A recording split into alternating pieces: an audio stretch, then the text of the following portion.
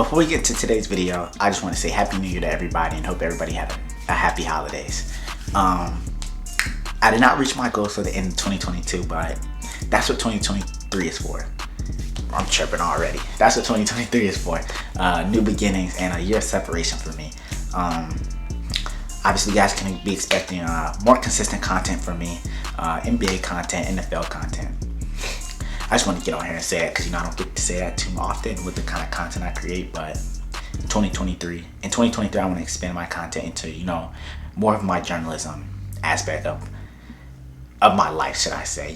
That's what this video is for, and that's another reason why I wanted to open 2023 up with this video on the story time on why I decided to pursue sports journalism, should I say. Pursue, that's the right word. But lastly, before we get to the video,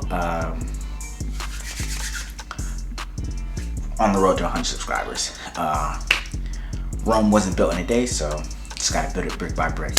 Not a ton. We're not saying, all right, everybody. So, story time on how I got into sports journalism. So, this story starts all the way back in 5th grade. Back in 5th grade when I first picked up a basketball. I first picked up a basketball because my brother, who's 2 years older than me, he tried out for the basketball team, the middle school basketball team in 7th grade, and he made the team. Mind you, keep in mind he's a football player, so a football player got me into basketball, which is crazy to say. It's not crazy because he's an athlete, but it's crazy to say, just from a sports perspective. So he got me into basketball, and this is when we were living in Texas.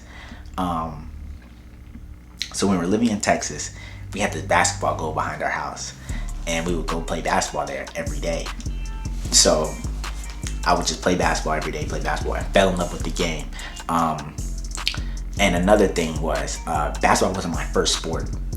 My first sport was soccer, actually, if you guys didn't know that. So that's a crazy fact right there. So we played basketball every day. So 5th grade, played basketball. 6th grade, played basketball. 7th grade was the first year I tried out for a basketball team. Because in 6th grade, when you get to middle school, you can't try out for the basketball team. You gotta wait until your 7th grade. So, because there was a 7th grade team and 8th grade team. So I tried out for the basketball team in 7th grade, and I didn't make the team. Only 3 8th graders made it at the time. So I'm like, only 3 8th graders made it out of, probably 100 kids. So I wasn't really sweating 7th grade year, because I was like, they were better than me at the time. A 7th grade me wouldn't have said it because that's the competitor in him, but they were better than me at the time. I had no realistic shot of making the team.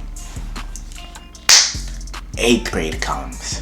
The coach sees me, he's familiar with me that whole year.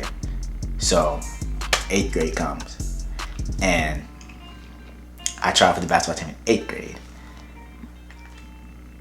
I make it past the first cuts in 8th grade. That's all the drills and stuff. Y'all know how trials be. First cuts be the drills and stuff. That's the light work. And the easy stuff is, that was the harder part. Obviously, the drills were the harder part for me. Scrimmages was where you could really show what you can do in a basketball game. Because you don't know what somebody can do until you actually see it. That's how I feel about basketball. So, scrimmages come. And I think I played pretty well in the scrimmages. But, all in all, I didn't make the team in 8th grade. And to this day, I still think I should have made the team in 8th grade. But fast forward to 9th grade, make it past first cuts again. Boom. Now we into second cuts, scrimmages and stuff like that. And I remember seeing the list. This list vividly. It was me and like 5 other players who had it was a check mark, X, or question mark. Question mark means I don't know if he's gonna make it or not. It's either he might make it over this guy or he might not. And I had a question mark, so I'm like, I think I played pretty well. So I think, because after I seen who else had a question mark, I'm like, yeah, I gotta make the team. So they email us the results, and it said thanks, but we're gonna go with somebody else. This, that, and the third. So 9th grade, that was a wash. Didn't make the team. I'm like, okay, back to the lab. 10th grade comes.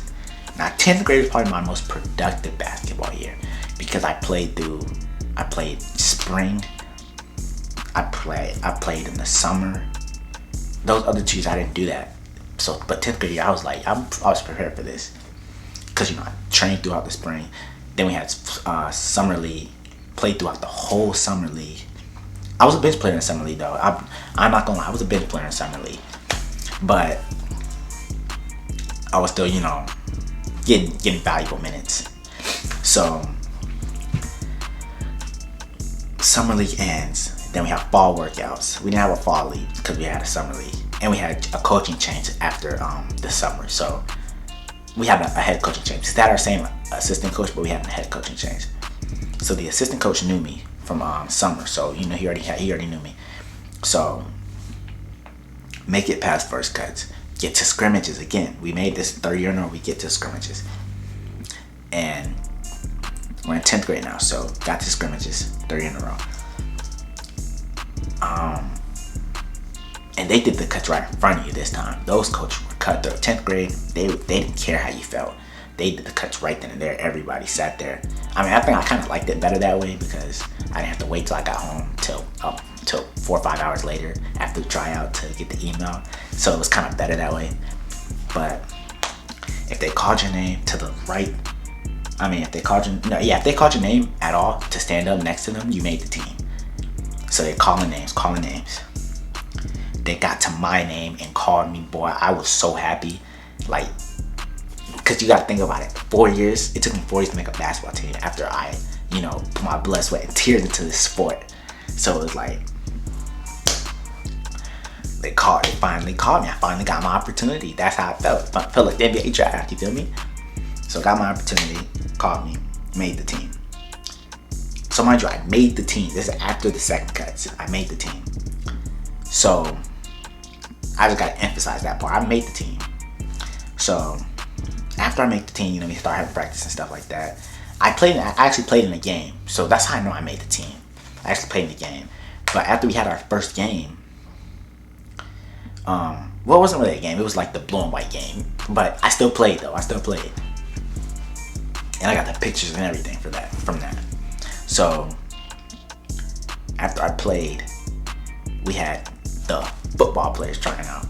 So I'm like, okay. We in the football player tryout, and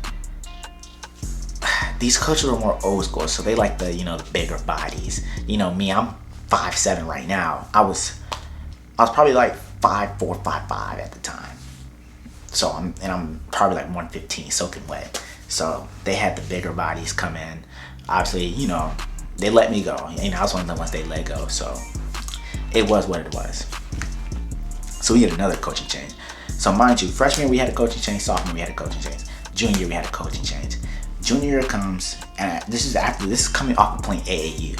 So I'm riding the coattail. I'm hot right now. I'm probably at the best I've ever been right now playing basketball. And I know you guys probably listening to this like, bro, you're probably trash at basketball. No, I'm not trash at basketball. No. But I'm coming in riding high. So after AU, I wasn't gonna try it out and this, that, and the third. But I ended up going to one of the tryouts. I think I went to 1 or 2 of the tryouts because they were in the morning time. And I'm not really a morning person. I'm more of a night person. But it was a morning tryout. I went to the tryout.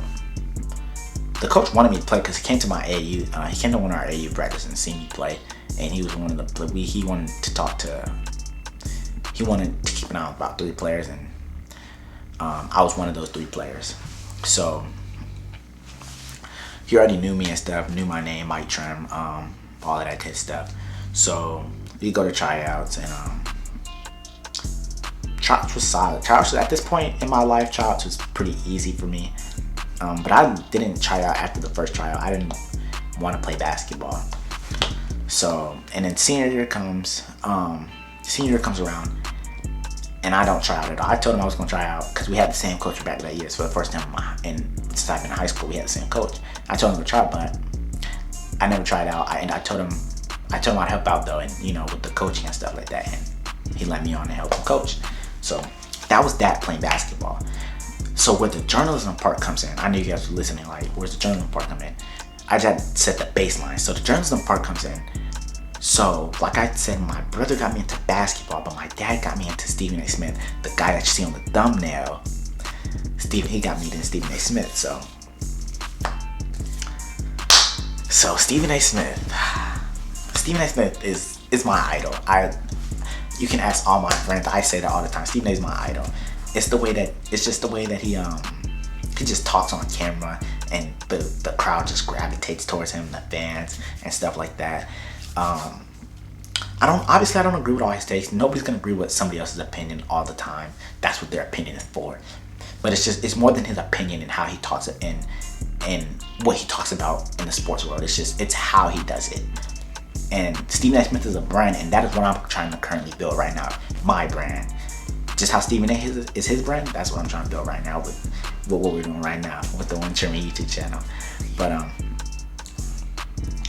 my dad got me into Stephen A. because, when I was younger, he used to have the TV on ESPN, with Pardon the Interruption, First Take, Michael Wilbon, Stephen A. Smith, Skip Bayless, and all that good stuff. And Stephen A. just, I don't know, he resonated with me. He stuck with me a lot. And so when I was a kid, going back to when I was a kid, when people asked what did I want to do when I grew up, I didn't have a clear-cut answer because I was young. I didn't really know too much. But I told him I was always going to be within sports. Obviously, when I was playing basketball, I was, professional NBA player. But as I got older, and it started happening towards about junior year when I tried out that one tryout and didn't go back because it was probably like 2 or 3 tryouts after that. I didn't go back. That's because, and I told my AU coach this. He knows this. I told him I had a passion for, being a sports journalist, and he said, if you have a passion in that, put all your, because he's seen improvement when I was playing basketball. He said, work as hard as I did when I wanted to improve making the basketball team to what I was doing, what I wanted to do, what I was passionate in, should I say, and that was the sports journalism aspect of it. So that's why I got into sports journalism. And for the program I'm in, J School for FAMU, that's the school I go to. I wanted to go to a HBCU because Stephen A. went to a HBCU. Stephen A. went to Winston-Salem State. But I thought about going to Winston-Salem State, but I wanted to go to my own HBCU because, Winston-Salem State is like Stephen A.'s HBCU. So I wanted to have like my HBCU because, Stephen A.'s the MJ. I'm like the Kobe. It's crazy I got this shirt on. I'm looking at it now. It's crazy I got this shirt on. Stephen A. I'm MJ. I mean, I'm Stephen A.'s Kobe to his MJ. Because MJ's not the GOAT, but LeBron's my GOAT. But it's just LeBron. I mean, Kobe and MJ is it's a better comparison. So that's why I started to pursue sports journalism, because of Stephen A. Smith and all my basketball, I don't want to say failures, but lessons. Playing basketball, it really helped me a lot becoming a sports journalist, because it helped me see the floor in a different way that not too many people can see the floor. I think it's like, I don't know, I think it's because I got like a third eye for basketball or something like that. It's like a sixth sense or something like that. But that's all from me today, guys. That's the story on how I got into sports journalism. If you guys want more content from me, don't forget to drop a like and subscribe. New video coming out Saturday.